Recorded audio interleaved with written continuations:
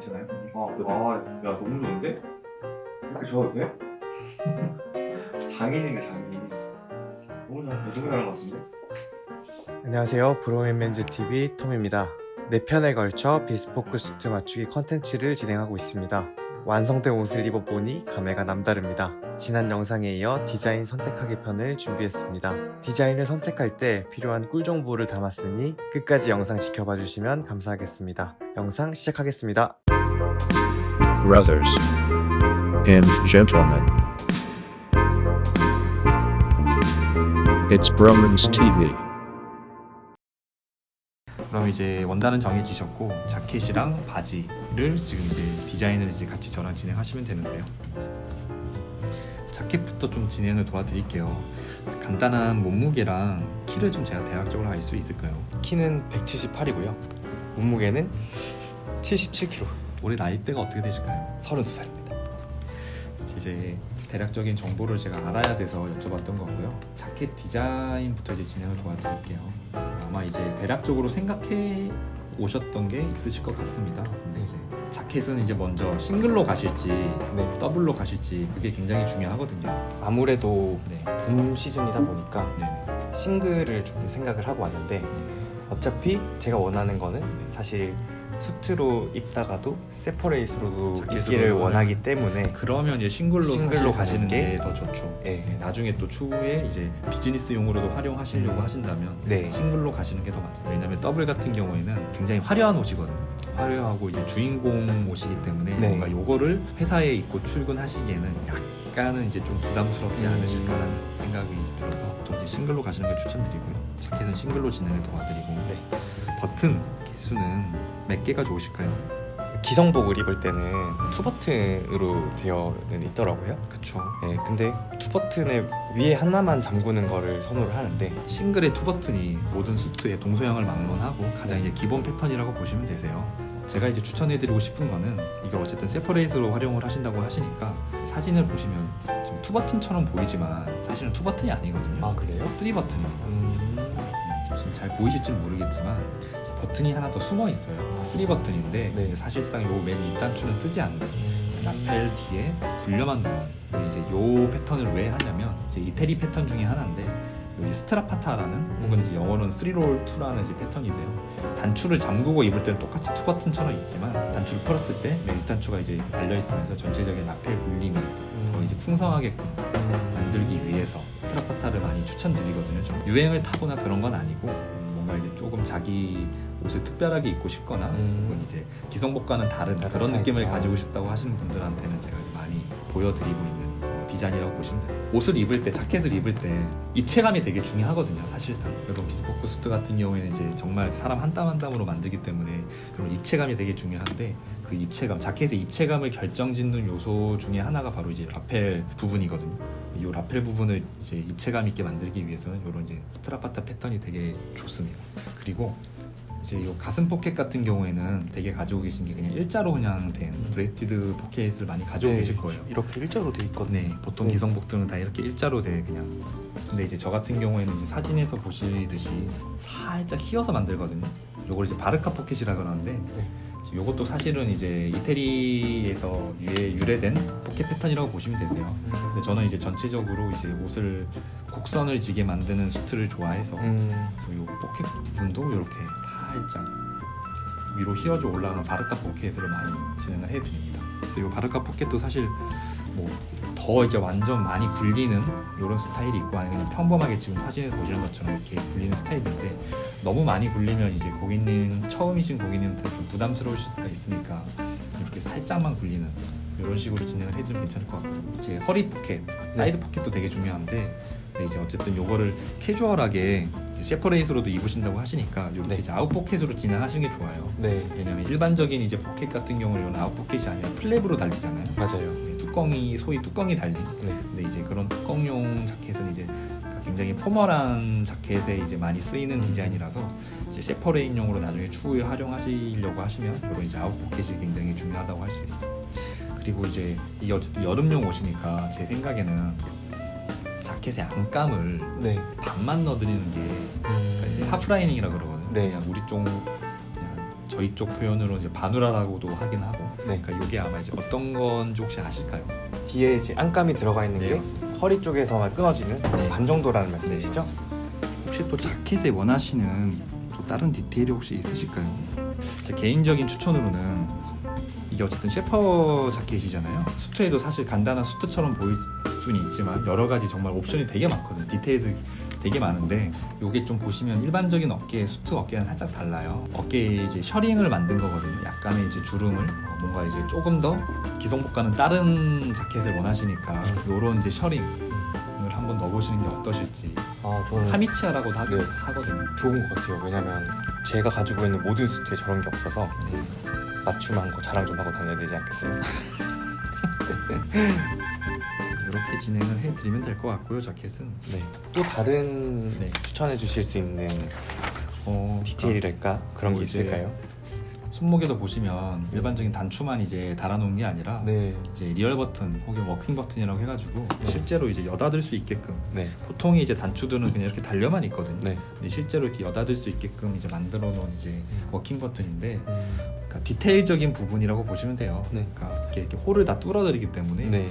그러니까 겉에서 봤을 때는 다 이렇게 심리적인 요인이 다 있는. 네.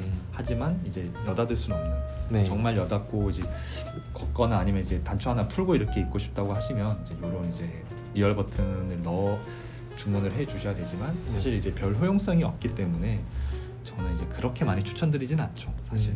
네. 알겠습니다. 또 알겠습니다. 뭐 그런 것도 있고 아니면 뭐 이제 라펠 부분에 이제 그러니까 옷을 캐주얼하게 만들기 위해서는 되게 여러 가지 이제 많은 요소, 디테일적인 요소가 있으세요. 라펠 부분에 이제 보시면 일반적인 라펠들이랑 좀 많이 다르실 거예요. 네. 약간 이제 볼록 튀어나온 느낌. 네, 볼록 튀어나온 느낌이 들잖아요. 그러니까 요거는 이제 더블 롤링 스티치라 그러거든요. 라펠 부분에 보통 이제 스티치를 넣고 이게 네. 그냥 일반적인 스티치 혹은 이제 스티치를 두 줄로 넣고 그러니까 더블 스티치라 그러고요. 그다음에 이제 요거는 더블 스티치로 넣음과 동시에 이제 라펠 부분의 끝 부분에 접으면서 이제 이렇게 스티치를 넣어서 이렇게 약간 볼록하게 나오게끔 하는 이제 이런 롤링 스티치라 그러거든요. 네. 일반적인 고객님께서 이런 자켓을 입으면 되게 이제 부담스러우실 수가 있어요. 그래서 이것도 사실 주문을 해 주시면은 네. 이제 넣어드리지만 진짜 어쨌든 지금 뭐 처음이라고 하시니까 네. 어깨 셔링만 그냥 요것만 간단하게. 먼저 한번 시작을 해 보시는 게 자기 나중에 추후에 자신의 취향을 한번 찾아가시기에 더 좋지 않으실까라는 생각을 합니다. 바지를 이제 진행을 해 드릴 건데 바지는 혹시 밑단에 턴업을 혹시 입으실까요 혹시? 카브라라고 들었는데 그거는 항상 조금 넣고 다니거든요. 한 4.5cm 정도로 네.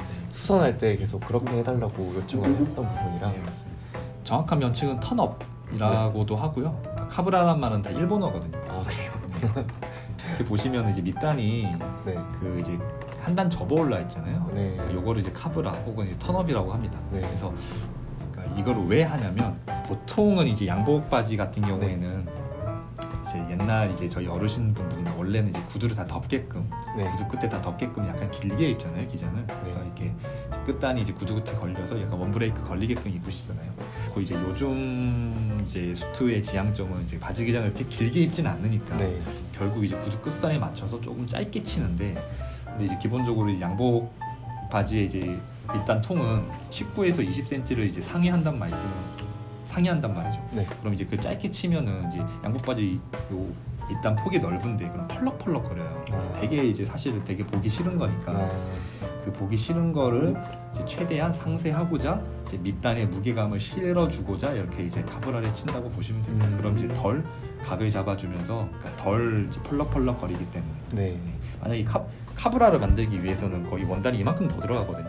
한 이제 한 치에서 2치 정도 더 들어가기 때문에 그러니까 이만큼의 원단 무게가 실린다고 보시면 돼요. 그래서 덜 이제 펄럭펄럭 거리죠. 그래서 심리적인 이제 효과도 있고. 네. 그래서 어쨌든 카브라를 진행을 해드릴 거고 카브라도 사실 남자 카브라도 네. 요 폭이 이제 있어요. 폭이 있으신데 4cm냐, 4.5cm냐, 5cm냐 보통 이렇게 많이 가시거든요. 네.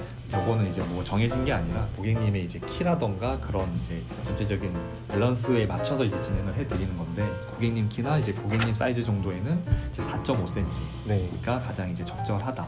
저도 4.5cm를 선호하고요. 그리고 이 앞에 그러니까 턱이라 그러거든요. 혹은 네. 이제 플리츠라고도 하고 아마 이제 이런 수팅 바지니까 네. 캐주얼 바지가 아니니까 이런 이제 원턱, 원 플리츠 하나는 네. 이제 접어서 만들어 드리는 게 더 괜찮으실 것 같거든요. 보통 시중에 기성으로 입는 바지는 네, 턱 있는 바지는 잘 못 봤거든요. 그렇죠. 그래서 이거 좀 맞추는 거다라는 디테일이 들어가기에는 원턱 정도? 투턱은 조금 부해 보일 것 같아서 원턱 정도는 들어가는 게 좋을 것 같습니다. 저도 이제 원턱 정도를 더 넣어드리는 게 추천 많이 드리거든요. 왜냐하면 이제 기본적으로 수팅 바지는 허리 위치가 그러니까 거의 이제 배꼽 기준으로 배꼽 아래 정도까지 입으시게끔 허리 위치를 잡아드리는데 네. 이게 원턱이 없어버리면 안 이쁘게 떨어지거든요. 좀 왜냐면 없어 보이겠네요. 예, 네. 미디가 길다 기니까 보니까. 수팅 바지는 미디가 네. 길게 이제 만들어 드리니까 그래서 이제 원턱 하나 정도는 들어가야 이제 요 앞주름선이 이쁘게 잘 떨어지는 이런 효과가 있고요. 확실히 또 이제 이런 원턱 넣으면 보통 이제 반인치 정도가 더 이제 반인치라고 하면 이제 엄지 손가락 한 마디 정도 되거든요. 네. 이 정도 여유 분량이 더 들어가는 거기 때문에 확실히 더 활동성 면에서 훨씬 더 편하고 그런 이제 효과가 있다라고 보시면 됩니다. 그리고 또 혹시 바지에 원하시는 그런 디테일들이 혹시 있으실까요? 여기 보면은 네. 여기 단추라고 해야 되죠. 네.